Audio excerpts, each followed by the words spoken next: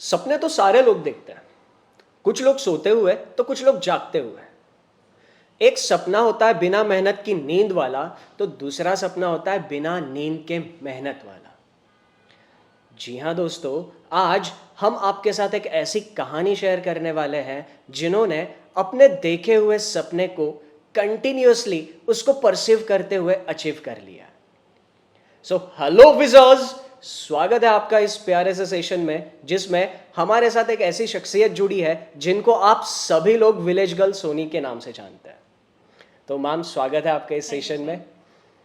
Ma'am, हमने काफ़ी सुना है आपके प्रिपरेशन के फेज़ के बारे में। आपने 8 साल तक प्रिपरेशन किया था, तो इस 8 साल के लंबे से समय में ऐसी कौन सी चीज़ थी जो आपको कंटिन्यूसली बता रही थी कि नहीं, इस बार नहीं अगली बार मुझे ये सपना पूरा करना ही करना? सर, जैसे कि स्टार्टिंग जब मैंने किया था तो मेरा बेसिक कमज़ोर था। मुझे इंग्लिश बिल्कुल नहीं आती थी, क्वांट भी नहीं आती थी, रीजनिंग भी नहीं आती थी, ओके। बिल्कुल ना के बराबर। तो ये तो मेरा शुरू से था कि मेरा 1 साल में तो सिलेक्शन नहीं होगा, 2 साल भी में नहीं होगा, 3 साल में भी नहीं होने वाला है। तो मुझे था कि मुझे लंबा वक़्त लगेगा, लेकिन ये नहीं था कि पूरा 8 साल लग जाएगा। ओके। तो सीखते-सीखते लग गए 8 साल। फिर मैं जभी भी फ़ेल होती थी, तो मैं पीछे मुड़ के देखती थी कि अगर मैंने 4 साल, 3 साल अपने इन्वेस्ट किए हैं, अगर मैं अभी यहाँ गिव अप कर दूँगी तो फिर उस इन्वेस्टमेंट का क्या? उस इन्वेस्टमेंट का क्या फ़ायदा हुआ? तो यही जो इन्वेस्टमेंट थी ना, जो एक था कि मैंने सबके अगेंस्ट में जाके कोई चीज़ स्टार्ट की, तो मुझे वो कंप्लीट करना है। मेरा होता है कि अगर आपने कोई भी काम स्टार्ट किया है, तो उसको अंत तक करो। तो यही था मेरा कि अंत मुझे नहीं पता कि अंत मेरा कैसा होगा, लेकिन एट लास्ट जब तक मेरी एज है, जब तक मैं प्रयास करूँगी। बहुत बढ़िया मैम, आपने एफर्ट्स नहीं छोड़े। हाँ। पर इस पूरी जर्नी में मैम ऐसा हुआ होगा ना कि पहला रिजल्ट आया, सिलेक्शन नहीं हुआ, तो आपने कैसे कैसे अपने मन को समझा लिया कि हाँ चल अभी ठीक है, अगली बार करते हैं? तो जब ऐसा 1 2 3 ऐसे बैक टू बैक आपको पता चल रहा था कि नहीं यार, सिलेक्शन नहीं हो रहा है, तो उस स्टेज पर आपका क्या माइंडसेट होता था? बोलते बोलते आपने एक और छोटी चीज़ कही कि सबके अगेंस्ट में जाके आपने डिसीजन लिया, तो कहीं ना कहीं ये नेगेटिव रिजल्ट्स उनको बोलने का मौका भी देते होंगे। तो ये सब सिचुएशन में आपने अपने आप को कैसे संभाला और फिर वहां से बाउंस बैक कैसे किया आपने? सर, जब भी हमें लंबा समय लगता है तो हमें बेशर्म बनना पड़ता है। अगर आप ये सोचोगे कि मैंने जाके रिजल्ट बताया और उनका रिएक्शन क्या आया और उसका आप सोचने लगोगे ना, तो फिर आप आगे नहीं बढ़ पाओगे। तो सबसे पहले तो बेशर्म बनो कि अगर फेलियर नहीं हुआ तो जाके बोलो कि मेरा नहीं हुआ रिजल्ट, सीधी-सी बात है। और खुद से फिर बोलो कि आखिर मेरा रिजल्ट नहीं हुआ तो क्यों नहीं हुआ? कोई ना कोई कारण होगा। उस कारण को ढूँढो, उस कारण पे काम करो। और यही है कि मैंने वही तरीका आज़माया, बेशर्मों की तरह तैयारी करती रही। चाहे किसी ने कुछ भी बोला, मैंने अपने टारगेट पे ही फ़ोकस रखा। मैम, ऐसे 1 2 इंसिडेंसेस बता सकते हो आप अपने प्रिपरेशन की जर्नी में कि जहाँ पर आपको लगा हो कि नहीं यार अब बस छोड़ देते, क्योंकि एक स्टेज पर आके ऐसा होता है कि ताने इतने हो जाते कि हम उनको सहन नहीं कर पाते। तो कोई ऐसा फेज आया था आपके प्रिपरेशन में? नहीं सर, ऐसा कभी नहीं हुआ जब मुझे लगा कि मुझे छोड़ देना चाहिए। मुझे ऐसा लगा कि जब तक मेरे पास समय है, जब तक मेरे पास वक़्त है, मैं करूँगी। छोड़ने का कभी मैंने नहीं सोचा। तो अभी तक की मैम की बातों से आपको समझ में आ ही गया होगा कि सक्सेस पाने की ख्वाहिश रखना आसान होता है, पर उसके लिए जो मेहनत चाहिए वो मेहनत हर किसी को करनी पड़ती है, तब जाके आप वो सक्सेस पा लेते हो। तो सपनों को पूरा करने की चाहत रखने वाले लोग अक्सर समंदर पे भी पत्थर का पुल बनाया करते हैं, ये बात तो आपने सुनी होगी। और ये डिटर्मिनेशन, ये जज्बा जब तक आपके पास नहीं आता है तब तक आपके सपने सिर्फ सपने रह जाएंगे। तो चलिए मैम से ज़रा आगे की बात करते हैं। तो मैम, आपने मतलब अभी थोड़ा सा प्रिपरेशन के पहले जाता है, आपने ग्रेजुएशन क्या किया था और आपने इस सब फेज़ में डिसाइड कब किया कि हाँ मुझे बैंकिंग एग्जामिनेशंस के लिए ही तैयारी करनी है? हाँ सर, मैंने बीसीए किया है डिस्टेंस से। ओके। और ग्रेजुएशन कंप्लीट होने के बाद ऐसे मेरे गांव के बाद मतलब 5 किलोमीटर के अंदर में एक ब्रांच है पीएनबी की। वहाँ पर मैं गई थी तो अपना अकाउंट खुलवाने। तो मैंने देखा कि बहुत सारी लड़कियां और बहुत सारे लड़के वहाँ पे काम कर रहे हैं, तो मुझे लगा कि मुझे भी वहाँ पे जाना चाहिए, ओके। है ना, वो सीट मेरी होनी चाहिए। तो वहाँ से मुझे इंस्पिरेशन मिला और वहाँ से मैंने स्टार्ट किया। ओके। ओके, तो मैं अगला सवाल आपसे ये पूछना चाहूँगा कि आपने ये जो प्रिपरेशन में जैसे शुरुआत में कहा कि आपको रीजनिंग, मैथ्स, इंग्लिश वगैरह कुछ भी नहीं आता था, तो आपने जब प्रिपरेशन स्टार्ट किया तो हर एक सब्जेक्ट में आपको कुछ परेशानियाँ आई होंगी, उन परेशानियों को आपने कैसे ओवरकम किया? सर, जब मैंने स्टार्ट किया तो मेरी क्वांट ऐसी थी कि मुझे टेबल 9 के बाद याद ही नहीं थे। ओके। इसके बाद इंग्लिश मेरी ऐसी थी कि राम जाता है का भी आप ट्रांसलेशन पूछोगे तो उस समय मुझे नहीं आता था। तो इस तरह की मेरी थी, तो मुझे पता था कि मेरा तो सब्जेक्ट कमज़ोर है। तो मैंने जब पहली बार एग्ज़ाम दिया तो वहाँ पे इंग्लिश में मेरे मात्र 1 नंबर आए थे। ओके। तो वहाँ पे थोड़ा-सा मेरा हिम्मत जवाब दिया कि ये कौन से रास्ते पे मैं आ गई। ये सेक्टर शायद मेरे लिए नहीं है, क्योंकि इंग्लिश बहुत ही डिफ़िकल्ट आती है, आप देखोगे तो। तो फिर मैंने सोचा कि नहीं, छोड़ना इज़ नॉट अ सॉल्यूशन, मैं छोड़ती नहीं हूँ। मैंने क्या किया कि कमियों पे काम किया, मैंने क्वांट से स्टार्ट किया, फिर रीज़निंग से स्टार्ट किया, फिर इंग्लिश पे काम करना स्टार्ट किया। मैंने मल्टीपल उसको पढ़ा, एक-एक चैप्टर को, जैसे टाइम एंड वर्क हो गया, तो मैंने टाइम एंड वर्क को 10 बार, 15 बार, 20 बार, यहाँ तक कि सर आप यकीन नहीं करोगे, मैंने एक-एक चैप्टर 50-50 बार पढ़े हैं। और आप मतलब ऐसे क्वेश्चन आ सकते हैं कि आखिरकार 50 बार क्यों? क्योंकि मेरा जो कॉन्सेप्ट है वो जल्दी क्लियर नहीं होता है। और मुझे थोड़ा-सा भूलने का भी इश्यू है, मैं चीज़ों को जल्दी भूल जाती हूँ। तो मैं पढ़ती थी, फिर भूल जाती थी, फिर पढ़ती थी, फिर भूल जाती थी। तो मुझे लगा कि अब इसका क्या उपाय है? तो मैंने सोचा कि चलो भूलेंगे, कोई बात नहीं है, इसको मल्टीपल रिवीज़न करते हैं। तो मैंने मल्टीपल रिवीज़न किया। हर दिन टारगेट बनाए कि आज मुझे 12 और 13 का टेबल याद करना है। सुबह जगी, 10-15 मिनट 13 का टेबल लिख लिया और पूरे दिन रिकॉल करते रही कि 12 तिया कितना होता है, 13 छक्का कितना होता है, 13 सत्ते कितना होता है। और ये रिकॉलिंग कब किया? जब मैं फ्री होती थी, जब मैं खाना खा रही हूँ या फिर कहीं बैठी हूँ फ्री में, तो सुबह में जो पढ़ी वो मैं रिकॉल करती थी, पूरे दिन रिपीट करती थी। तो ऐसे मैंने टेबल याद किया। वोकैब का भी यही था, जैसे मैंने बोला सर कि इंग्लिश में मेरे 1 नंबर आए थे। एक दिन ऐसा आया कि मेरे इंग्लिश में 30 नंबर आए हैं क्या सर। बात! और यहाँ तक कि मेंस में मेरे 40 में 36-37 मार्क्स तक मैं लेके गई हूँ। क्या बात है! तो इसके लिए मैंने क्या किया कि सबसे पहले बच्चे क्या होता है कि डायरेक्ट एडिटोरियल पे जंप कर यस, जाते हैं। यस। मैंने ऐसा नहीं किया। मैंने अपने इंटरेस्ट को जगाया अंग्रेजी में। जैसे कि मैं डायरेक्ट एडिटोरियल पढ़ने लगूँ तो कहीं न कहीं मन भाग जाता है। तो यस। सबसे मैं पहले मैंने इंटरेस्ट लाने की कोशिश की। इसके लिए मैंने सबसे पहले मैंने सर एक डेली हंट करके ऐप आता है। तो उसमें सर बहुत सारी ऐसी इंटरेस्टिंग न्यूज़ आते रहती हैं। तो और वो ईज़ी होता है पढ़ने में, तो वहाँ से मैंने पढ़ना स्टार्ट किया।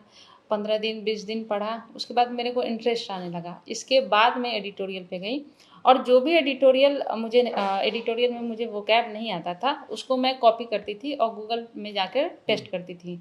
तो ऐसे ही हुआ था कि अगर मैं एडिटोरियल पढ़ रही हूँ, तो 15 वोकैब ऐसे डेली मुझे मिल जाते थे।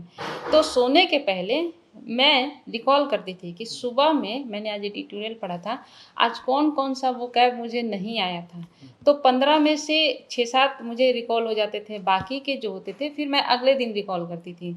और एडिटोरियल में ऐसा होता है सर कि आपने वोकैब आज पढ़ा, वो वोकैब आपका 2-3 दिन में 2-4 ज़रूर रिपीट होते हैं। तो ऐसे करते-करते मेरे वोकैब अच्छे हुए और रीजनिंग के लिए सर मैंने बहुत सारी प्रैक्टिस की।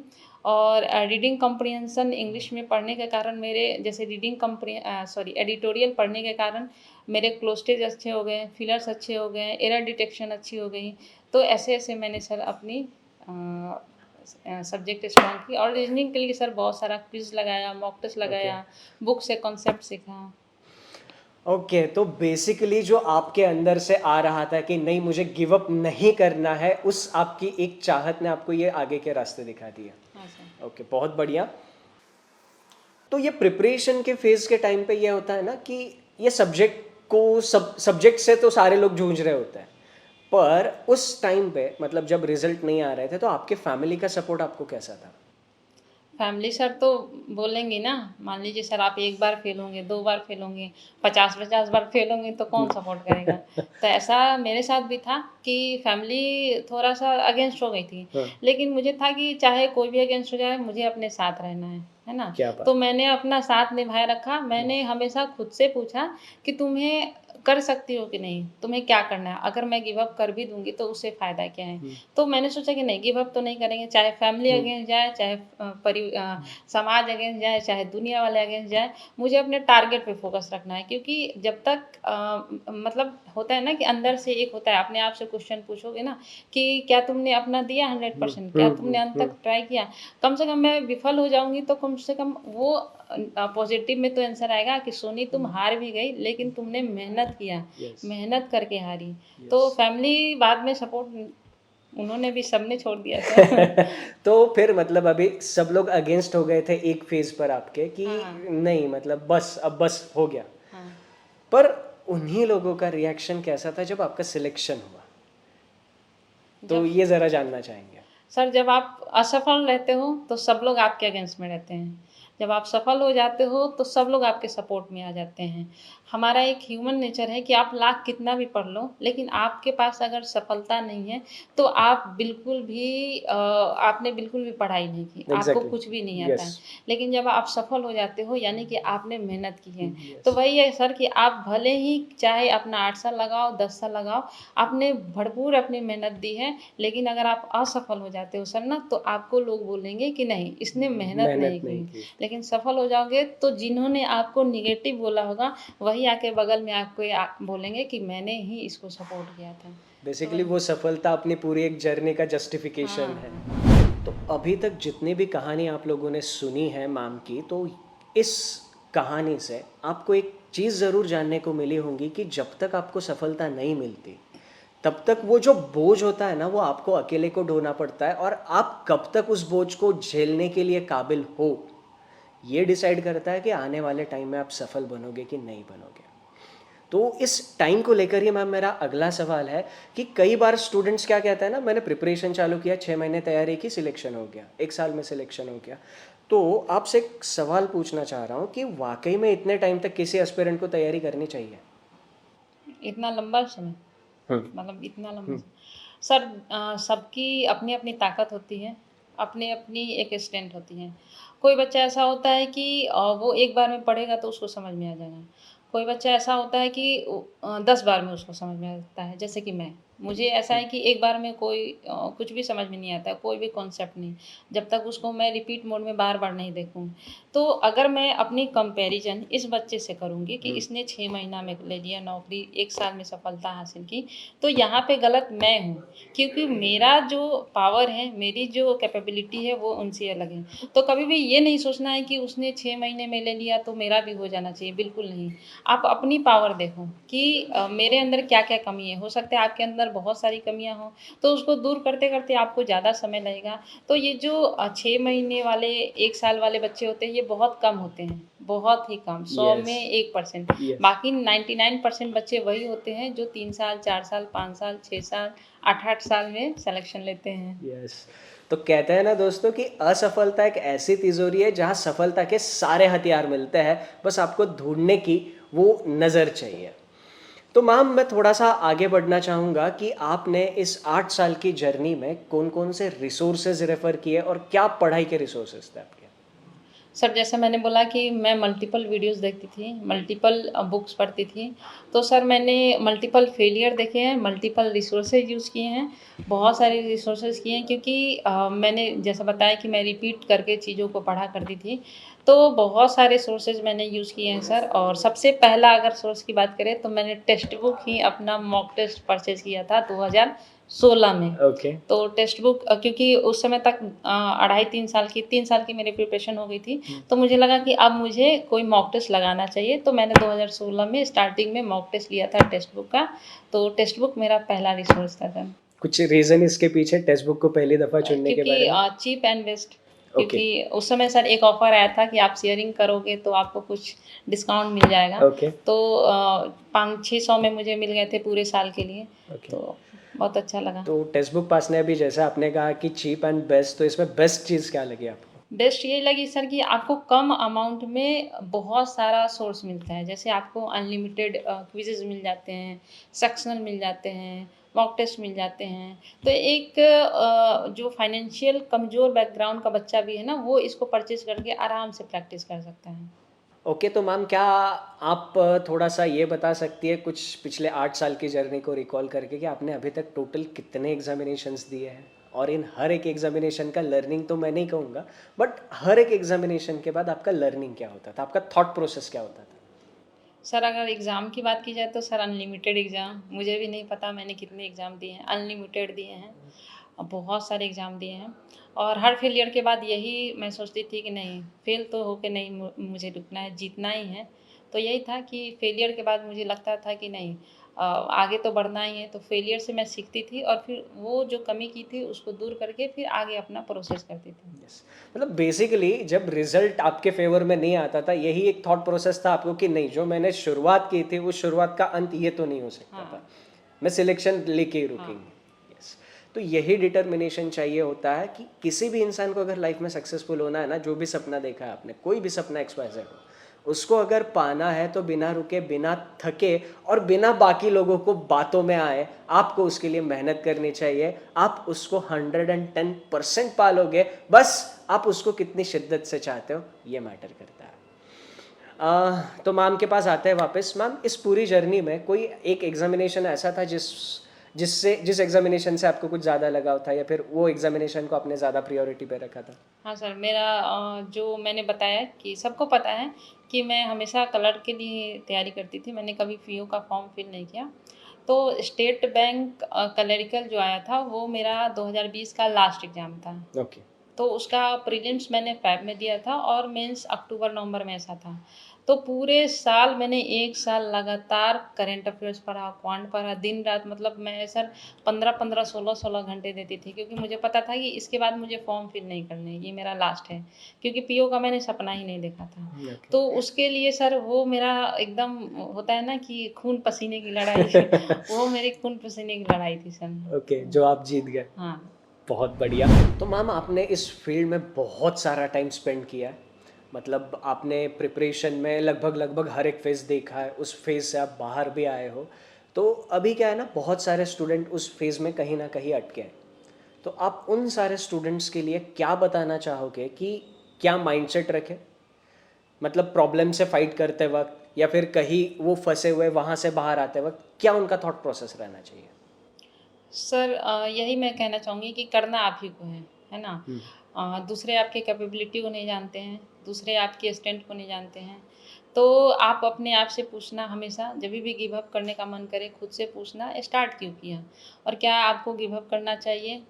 और लगातार अपनी कमियों पे काम करना चाहिए और इच्छा शक्ति बहुत स्ट्रॉन्ग रखनी चाहिए।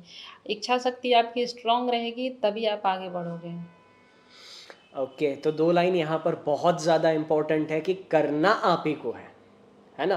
तो जो कुछ भी है करना आप ही को है। और अगर कभी इस फेज़ में फंस जाते हो कि नहीं अब बस हो गया, तो बस जैसा मैम ने कहा, एक बात, एक सवाल खुद से ज़रूर पूछना कि इस सब की शुरुआत मैंने की क्यों थी, है ना? तो वहाँ से आगे बढ़ने का मोटिवेशन आपको अपने आप मिलता रहेगा और आप उसके लिए एफर्ट्स भी करेंगे। तो मैम, आपने जैसा कहा कि 8 साल का ये मेहनत आपने किया और 8 साल के बाद फाइनली आपको सक्सेस मिल गया। तो मैं अभी जस्ट आपसे एक फॉर्मल क्वेश्चन पूछना चाहूँगा कि आप अभी कौन सी बैंक में और किस पोजीशन पे काम कर रहे हैं? सर मैं ग्रामीण बैंक में पीओ के तौर पे कार्यरत हूँ। मतलब ये कैसे हुआ? अभी कुछ समय पहले ही आप बोल रही थी कि मैंने पीओ का कभी सपना ही नहीं देखा था, और आज आप एक बैंक में पीओ की पोजीशन पे काम कर रहे हो। सर एक्चुअली में हुआ ऐसा कि मैंने जब एसबीआई मेंस दिया तो मेरा रिजल्ट नेगेटिव में आया। तो जब मैं एग्ज़ाम सेंटर पे थी, मेंस दे रही थी, तो मुझे पता चल गया कि मेरा सिलेक्शन होने वाला नहीं है। तो मैंने एग्ज़ाम सेंटर पे जैसे मास्क पहना हुआ था, मास्क उठाया, वहाँ पे मैं सबके सामने 100 बच्चे बैठे हैं, सबके सामने मैं एकदम फूट-फूट के रो रही थी, चेयर पे बैठ के। ये आपका आखिरी हाँ, एग्जाम आखिरी। था, आखिरी एसबीआई क्लर्क का एग्जाम, हाँ, जो हाँ, हाँ।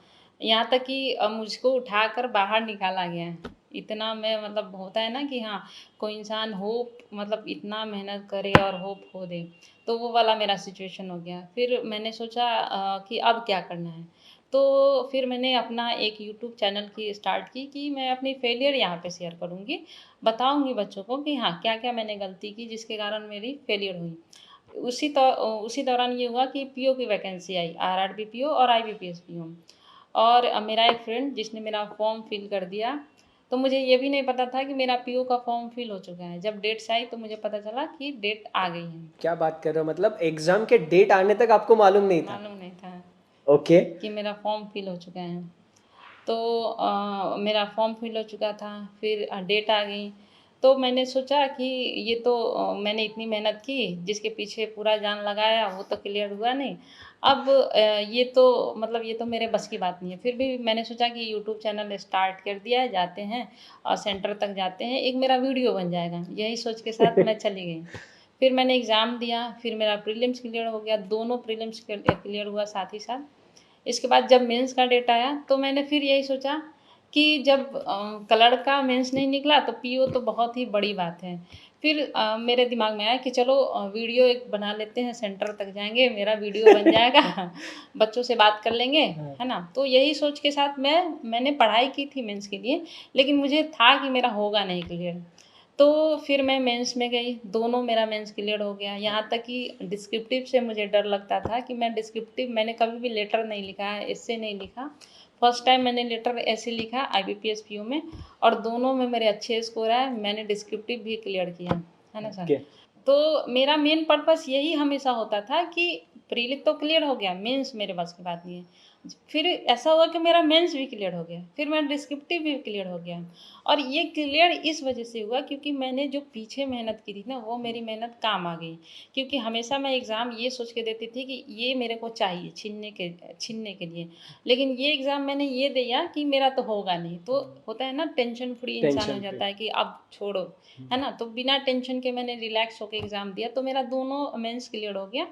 और जब तक मैंने अपना रीजनिंग, क्वांट, इंग्लिश सब स्ट्रॉन्ग कर ही लिया था, जो 8 साल का मेरा लगा था मेहनत, तो वो मेहनत मेरी काम आ गई। इसके बाद जब दोनों मेंस का हुआ, तो फिर इंटरव्यू का कॉल आया दोनों का।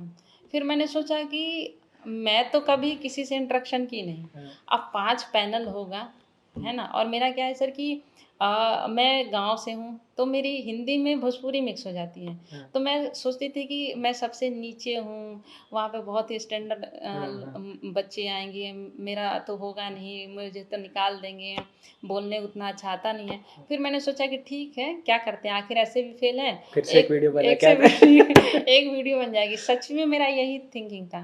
फिर मैं इंटरव्यू तक गई, उन्होंने मुझसे मात्र 4 मिनट मेरा इंटरव्यू हुआ। क्या? जो भी उन्होंने पूछा, जैसे मैं अभी आपसे बात कर रही हूँ, मैंने सेम वैसे ही आंसर दिया, और मेरे इंटरव्यू में बहुत अच्छे 75 अप्रॉक्स आए क्या हैं, जो बात! कि मतलब एक बहुत ही यस, बड़ी बात बहुत है। काबिले तारीफ हाँ, नंबर है। तो वहाँ पे मतलब ये वीडियो बनाने के चक्कर में कि मैं अपने वीडियो के द्वारा मतलब सबको दिखाऊँगी कि ऐसे इंटरव्यू होता है, ऐसे मेंस में जाते हैं, ऐसे प्रीलिम्स में जाते हैं, और यही करते-करते मेरी सिलेक्शन हो गई सर फाइनली। तो कभी आपको ऐसा लगा कि शायद कुछ टाइम पहले यूट्यूब चैनल खोल लेती, एक वीडियो बनाने के चक्कर में पहले एग्ज़ाम देने जाती तो क्लियर हो नहीं जाता? सर, उसके पहले तो मेरा बस ये था कि मुझे तैयारी करनी है। ओके। ओके, तो फिर आपका सिलेक्शन हुआ और एसबीआई का जब आपका आखिरी अटेम्प्ट था, उसी टाइम पे आपने यूट्यूब चैनल बनाया। तो उसके पीछे का आपका थॉट प्रोसेस आपने बता दिया कि जो गलती आपसे हुई, हाँ। वो बाकी स्टूडेंट्स ना करें। हुँ। ठीक है, तो फिर उसके आगे का आपका सफ़र कैसा रहा यूट्यूब पे? बहुत अच्छा रहा सर। जिस दिन मेरा रिज़ल्ट आने वाला था, तो सुबह से ही बहुत सारे कमेंट आने स्टार्ट हो गए। 8 बजे सुबह से ही हज़ारों की संख्या में सर कमेंट आए थे कि विलेज गर्ल सोनी का सिलेक्शन होगा, तुम डरो नहीं, डरो नहीं। 2 बजे करीब मेरा आया था रिज़ल्ट, तो मुझे यकीन नहीं था कि मेरा रिज़ल्ट आएगा भी। तो फिर जब 4 मिनट का मेरा इंटरव्यू हुआ, तो सबने मुझे ये बोला कि अरे तुमको तो देख के भगा दिया होगा सब, 4 मिनट का कहीं इंटरव्यू हुआ। सच में ऐसा हुआ था कि 4 मिनट का कोई इंटरव्यू होगा, तुमको बोलने नहीं आता है, तुम्हारा स्कोर नहीं आएगा, तो मुझे भी लगा कि 40-50 नंबर आएँगे। तो जब रिज़ल्ट का दिन आया, तो मैंने अपना रिज़ल्ट देखा, तो मैंने सही ढंग से देखा नहीं। मुझे लगा कि मेरा नहीं हुआ, तो फिर मैंने मम्मी को बताया, तो मेरी मम्मी रोने लगी। फिर मम्मी पापा को बताई, तो पापा को भी ये लगा कि अरे लड़की इतना एज की हो गई है, शादी में दिक्कत होगा, नौकरी नहीं है, तो पापा भी मेरे उदास बैठ गए। सब लोग एक रूम में बैठ गया उदास हो कि फिर से ये फेल ही हो गई, है ना? तब तक एक फ्रेंड का कॉल आया कि सोनी तुम्हारा सिलेक्शन हो गया, है ना? ओके। तो मैंने बोला हैं सिलेक्शन हो गया? तो फिर मैंने दोबारा से वो चेक किया, वही वाला रिएक्शन मेरा था कि मैंने देखा कि मैं फेल हो गई, और किसी का कॉल आया तो मुझे पता चला कि मैं तो क्लियर कर ली। तो वही मैं रोते हुए गई थी और सबको बताया कि फाइनली मेरा सिलेक्शन हो हो गया। गया। जो मेहनत की थी वो सफल सफल हो हो गई। गई। तो यहाँ से एक चीज आप लोगों ने नोटिस की, अभी थोड़ी देर पहले जब मैम अपना स्ट्रगल स्टोरी शेयर कर रही थी, तो मैम आपके अपोजिशन में बोलने वाले कितने गिने चुने लोग रहे होंगे, है ना? पर जब आपका सिलेक्शन हो गया तो आपको ब्लेस करने वाले और आपके सपोर्ट में बोलने वालों का काउंट बहुत ज़्यादा हो गया होगा, स्पेशली इस यूट्यूब चैनल से, हम्म। है ना? तो फिर उस स्टेज से मतलब सिलेक्शन के बाद आपकी लाइफ कैसे चेंज हुई, आपकी लाइफ में क्या क्या चेंजेस हुए? मतलब ये होता है ना कि आप अभी तक सिलेक्ट नहीं हुए हो, 8 साल से आप वही चीज़ किए जा रहे हो और आपने अभी तक रिजल्ट दिया नहीं है, तो एक लोगों का आपकी तरफ देखने का नज़रिया होता है, और उसके बाद जब आप सिलेक्ट हो गए हो, आपने वो रिजल्ट ला दिया है, तब लोगों का आपकी तरफ देखने का नज़रिया चेंज हो जाता है। तो क्या आपने इसमें कुछ डिफरेंसेस महसूस किए?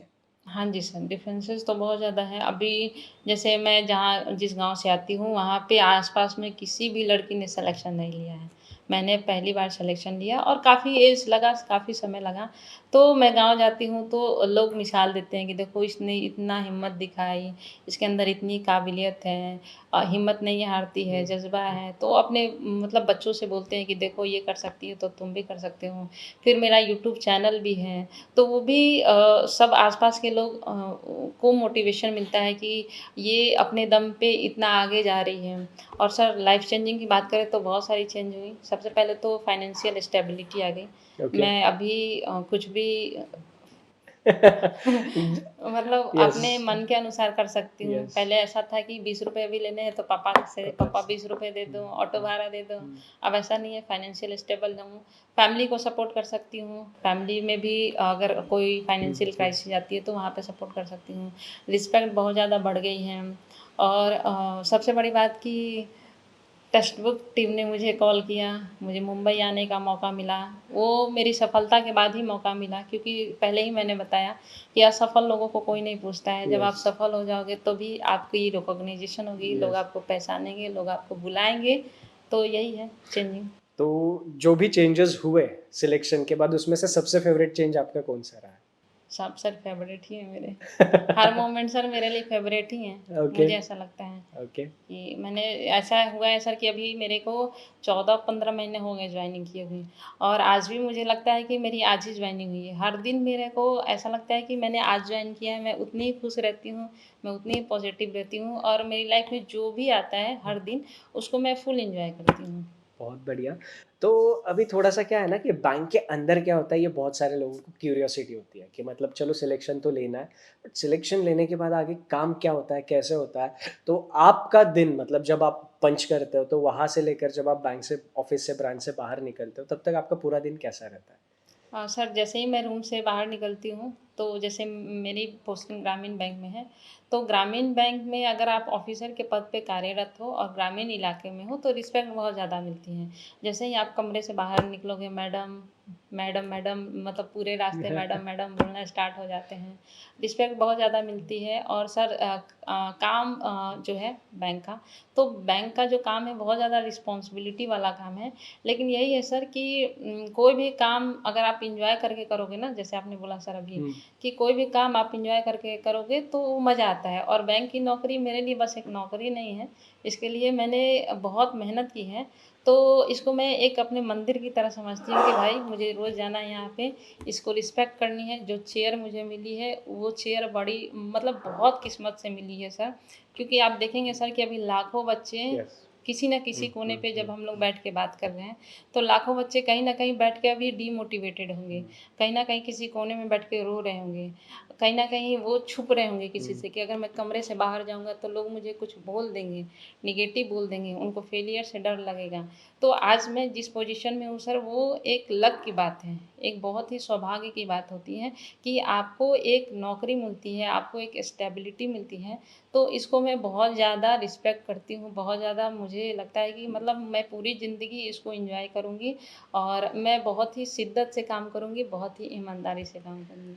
ओके, बहुत बढ़िया। मैम आपने एक छोटी-सी चीज़ कही कि आपकी किस्मत की बात है, पर मैं सबको एक बात बताना चाहूँगा कि किस्मत भी उन्हीं का साथ देती है जो ईमानदारी से मेहनत करते हैं, है ना? तो ये जो आपने पूरी 8 साल की जर्नी में मेहनत की है ना, तो वो किस्मत ने उस मेहनत की इज़्ज़त की है, हुँ। और आपको अभी जो आप एन्जॉय कर रहे हो, आप इस पोज़ीशन पर हो।